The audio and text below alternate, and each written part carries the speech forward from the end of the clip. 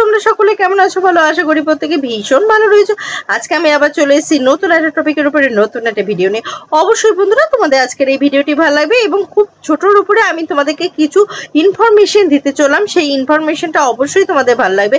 ভালো লাগলে একটা করে লাইক করবে, শেয়ার করবে, কমেন্ট করবে, প্রচুর পরিমাণে সাবস্ক্রাইব করে নেবে আমার এই ছোট্ট চ্যানেলটিকে। তো চলো বন্ধুরা, আজকে মূল ভিডিওতে আমরা ঢুকে পড়ি। তোমরা কি জানো সুস্মিতা সাহা কিন্তু এখন একটা নতুন একটা কিন্তু পরিকল্পনা নিয়েছে এবং সেই পরিকল্পনাটা কি সেটা বাস্তবায়ন করার জন্য কিন্তু অনেকটা টাকার প্রয়োজন। কি ব্যাপার না ব্যাপার সমস্ত তথ্যই তোমাদেরকে কিন্তু দেব। তো তার আগে তোমাদেরকে একটা কথা জানিয়ে রাখি, পলাশ সাহা এবং পলাশ সাহার যে শ্যালক অর্থাৎ সুস্মিতা সাহার ভাইয়ের সাথে কিন্তু পলাশ সাহার একটি গোপন আলাপ হয়েছিল। সেই আলাপে কিন্তু অনেক কথাবার্তা হয়, আর সেই কথাবার্তার মধ্যে কিন্তু ছিল ভবিষ্যৎ পরিকল্পনার কথা। কি ভবিষ্যৎ পরিকল্পনার কথা? না, ভবিষ্যৎ পরিকল্পনার কথা ছিল যে কিভাবে তার দিদিকে নিয়ে সে ভালো থাকতে চায়, কিভাবে তার দিদিকে নিয়ে এগিয়ে যেতে চায়, কিভাবে তার দিদিকে নিয়ে সামনের দিনে আরো ভালো সুন্দর দিন উপহার দিতে পারে। সেই সমস্ত কিন্তু তার ভাইয়ের সাথে কিন্তু অনেক কিছুই আলোচনা করেছিল এই পলাশ সাহা। তাহলে এমতো অবস্থায় কি এমন ঘটলো যে সেই পরিকল্পনার কিছু অংশ সত্য হতে চলেছে? তোমাদেরকে আগেই জানিয়েছিলাম যে তাকে কিন্তু কিছু টাকা দান করেছে, মানে দিয়েছে আর কি, দীপজল নামক একজন অভিনেতা তাকে কিন্তু সেই টাকা দিয়েছে। এবার সেই টাকাটা সে তো তার পড়াশোনার জন্য খরচাই লাগাচ্ছে, সাথে কি কিনবে এমন সেটা আমি তোমাদেরকে এবার বলবো। তার আগে তোমাদেরকে বলে দিই, সুস্মিতা সাহা কিন্তু এখন যথেষ্ট ফেমাস হয়েছে। শুধু যে বাংলাদেশে ফেমাস হয়েছে তা না, সে কিন্তু বাংলাদেশ এবং ভারতে দু জায়গাতেই কিন্তু সে কিন্তু ফেমাস হয়ে গেছে।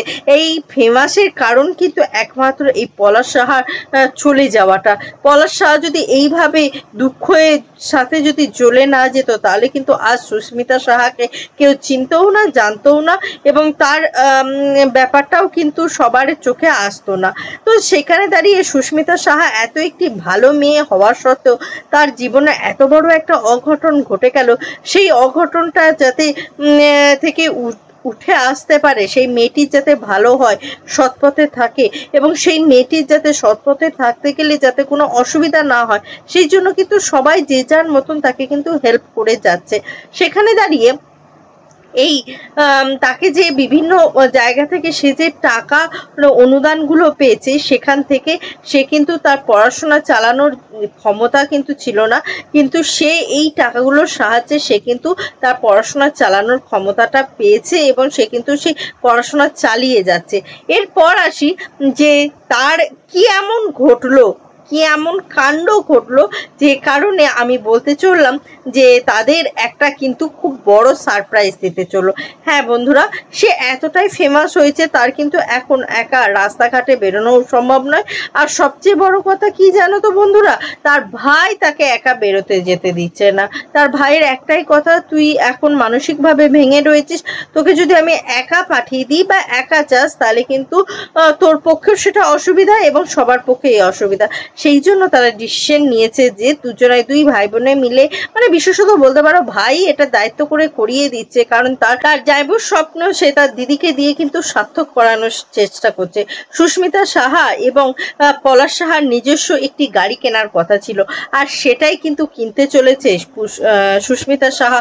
এই সবে কদিন হচ্ছে তারা কিন্তু কিনতে চলেছে, আর কিছুদিনের মধ্যেই তারা কিন্তু একটা নিজস্ব গাড়ি 4 চাকা কিনতে চলেছে। আর সেই 4 চাকাটা কিন্তু সুস্মিতা সাহা নিজের ব্যবহারেই ব্যবহার করবে, এবং তার ভাই মনে করে যে সে এই নিজস্ব প্রাইভেট গাড়িতে যদি যায় অবশ্যই সে সেফ থাকবে, এবং সেফ থাকার সাথে সাথে তার ভাইয়েরও দুশ্চিন্তা অনেকটাই কমবে, কারণ ভাই নিজের কাজের জন্য কখনো এখান কখনো ওখান দৌড়াতে হয়, যে কারণে দিদিকা হয়তো সেইভাবে টাইম দিতে পারবে না। আর সেই টাইমটাই সেই জায়গাটাতে যাতে টেনশন না হয়, সেই জায়গাটাতে সঠিকভাবে পৌঁছে যেতে পারে, তার জন্যই কিন্তু তাকে এই গাড়িটা কিনে দিচ্ছে তার ভাই। হ্যাঁ বন্ধুরা, ঠিক শুনেছো তোমরা। একটা ভাই যে দিদির জন্য কি কি করতে পারে তার এক একটা করে উপমা হচ্ছে এই সুস্মিতা সাহার ভাই। সত্যি সুস্মিতা সাহার ভাইয়ের মতন ভাই পেয়েছে, এবং সে তার জায়বুর অবর্তমানে অনেক কিছু দায়িত্ব বলো, অনেক কিছু ভালো রাখার দায়িত্ব বলো, ভালো থাকার দায়িত্ব বলো, সমস্ত সমস্ত কিছু কিন্তু নিজে হাতে তুলে নিয়েছে তার দিদির জন্য। তো বন্ধুরা, তোমাদের এই ইনফরমেশন পেয়ে কেমন লাগলো অবশ্যই কমেন্ট করে কমেন্ট বক্সে জানাতে ভুলবে না। যদি ভালো লাগে, এই বিষয়ের উপর আরও আপডেট পেতে চাও, অবশ্যই কমেন্ট বক্সে কমেন্ট করে জানাতে পারো। আর যদি ভালো লাগে ভিডিওটা লাইক করবে, শেয়ার করবে, কমেন্ট করবে, প্রচুর পরিমাণে সাবস্ক্রাইব করে নেবে আমার এই ছোট চ্যানেলটিকে। আজকের মতন আসি বন্ধুরা, আবার দেখা হবে তোমাদের সাথে নতুন একটা ভিডিওর সাথে, নতুন একটা জোর সাথে। ততক্ষণের জন্য টাটা।